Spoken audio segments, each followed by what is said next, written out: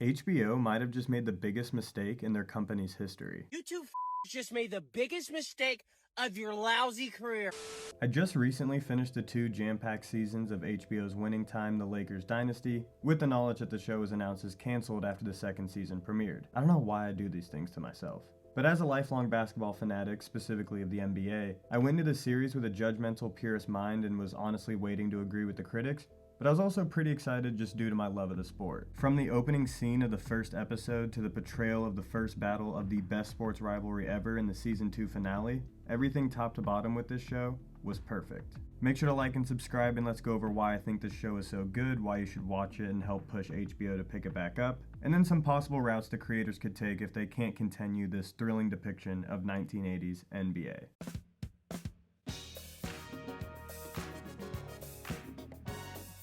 Winning Time is the dramatized mockumentary/biopic of the Los Angeles Lakers dynasty, created by Adam McKay.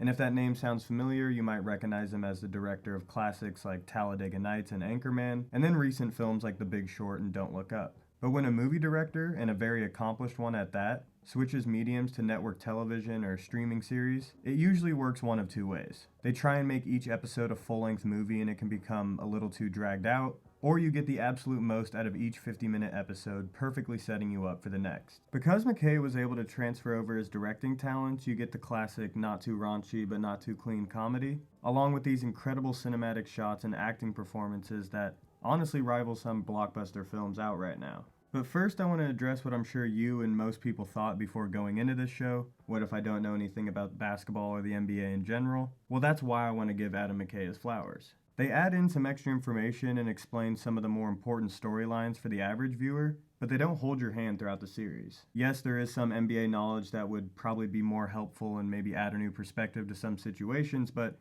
you don't need it in order to enjoy and follow what's going on. I mean, I would have watched the show no matter what based off the source material, but what he was able to do is create a perspective for these real-life stories that anyone can not only find entertaining, but can maybe relate to. From Jeannie Buss to Jerry West, McKay created an entire new aura for these real-life personas, turning them into universal characters. Before we get into anything, let me just show you the roster we are dealing with. The owner, John C. Reilly, his mother, Sally Field, first coach played by Jason Segel, then the legendary Pat Riley is played by Adrian Brody. NBA player Norm Nixon is played by his real-life son, the amazing Wood Harris plays Spencer Haywood, and then Mike Epps is Richard Pryor for a scene. I mean, come on now. The main character of the show and co-narrator Jerry Buss is played by longtime McKay collaborator John C. Reilly. I'm almost positive this is why the writing works so well for him, because the only time Reilly has remotely had this level of on-screen presence and confidence is when they've worked together in the past. And that dynamic bleeds over into the real-life story and where the events of the series begin. In 1979, semi-accomplished and eccentric real estate investor Jerry Buss decides to enter his hat in a failing basketball league with a horrible image and relatively no future in professional sports. I say semi-accomplished because as is portrayed in the show, he doesn't even have the money for this venture, just some pretty nice property. And because of his background and what seemed to be little knowledge of the sport itself, no one took him seriously when he decides to buy the Los Angeles Lakers, even though on the surface he kind of forces everyone to like him. Again, very similar to John being in this role in the first place, but anyway. Although the Lakers have basketball legend Kareem Abdul-Jabbar on the team, their recent struggles have landed them the #1 pick in the 1979 draft, giving them hope that they can return to the highest stage and avenge their previous losses. But Jerry Buss had way more in mind. I don't know why basketball can't feel like that. To me, Dr. Buss, it do. Another reason a show about a semi-niche part of history is able to connect with anyone is because half of the show, if not more than half, is what happens off the court. Now, one might assume that the portrayal of the business side of, well, anything would be boring, but not only are we talking about 1980s LA, we're talking about 1980s NBA. There's nothing boring about it. Jerry Buss breaks down the fourth wall to give you an inside look at how he semi-legally, semi-ethically bought the Lakers, changed and rebranded the entire organization, and then how he celebrated these accomplishments. You get your parties, your drugs, all the fun things you would assume that happened, and then of course you get the personal side showing the problems that come with it. But more importantly, you get to see his and his daughter's genius brains go to work. A really cool part of entertainment history that I think is overlooked is the connection to sports. sports, and to be honest, that really started with the Showtime Lakers. The reason the show was made in the first place is the Los Angeles Lakers have been synonymous with Hollywood. Now, yes, obviously due to location, but like they show you in season 1, no one really cared about the NBA until Magic Johnson and Larry Bird.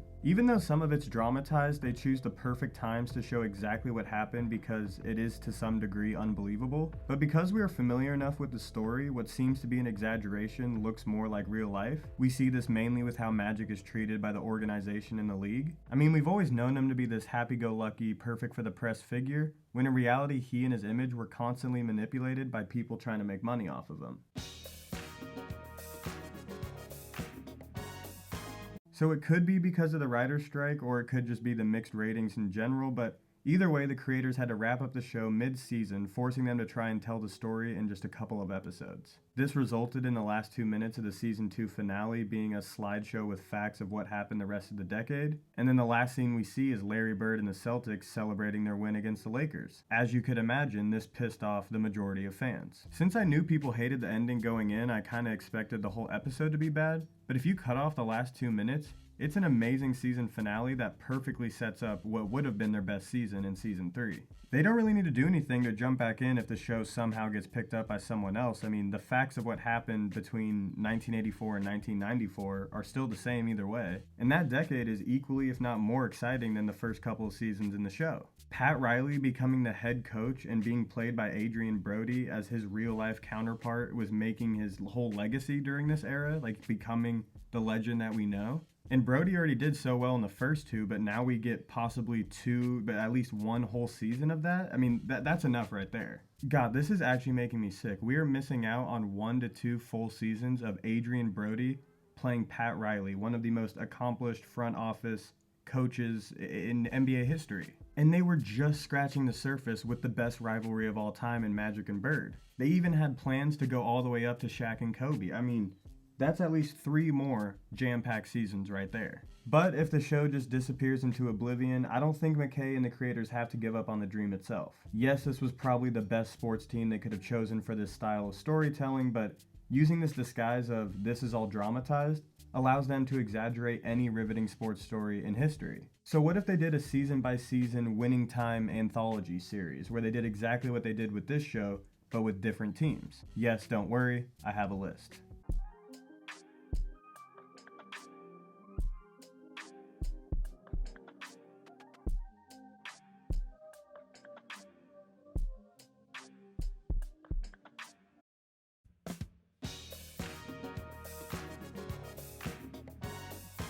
They pulled out every camera trick in the book to make this series.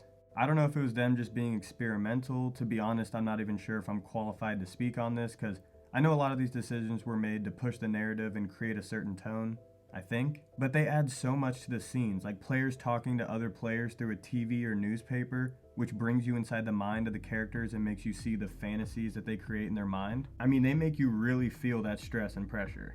The constant shifts from regular camera to VHS to change perspectives. They have cartoon graphics. I could go on.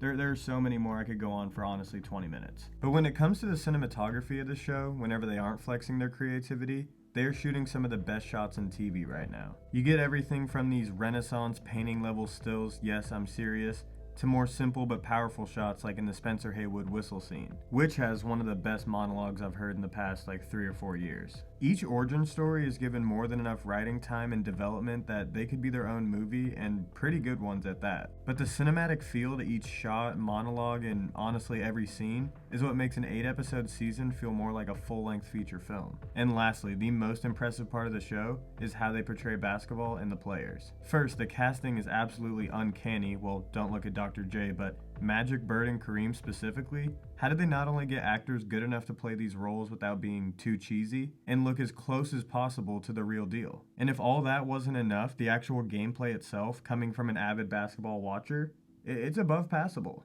Most of the time with basketball movies, it really just needs to focus on dribbling and shooting. If they don't look too awkward, then everything else can be done with cameras and computers. But they got 6'5" actors looking smooth running down the court, Larry shooting the lights out, and then the actor playing Magic is out here doing his signature moves. Again, I know there's a lot that goes into it, but it's just that. They did whatever they could to make it look accurate, and it shows. As of now, it looks like the only way this show is going to get picked back up is if the fans rally together or it catches steam online somehow. I think the best case scenario is that the creators make a new show with a new story, but it'll be hard to find a piece of history as riveting as the start of the Lakers dynasty. They could always just skip ahead like 10 to 15 years, but the beauty and the chaos of the early 80s is what makes the Magic vs. Bird era of basketball so exciting. And in just 17 episodes, Winning Time was able to capture it and make it as interesting as possible.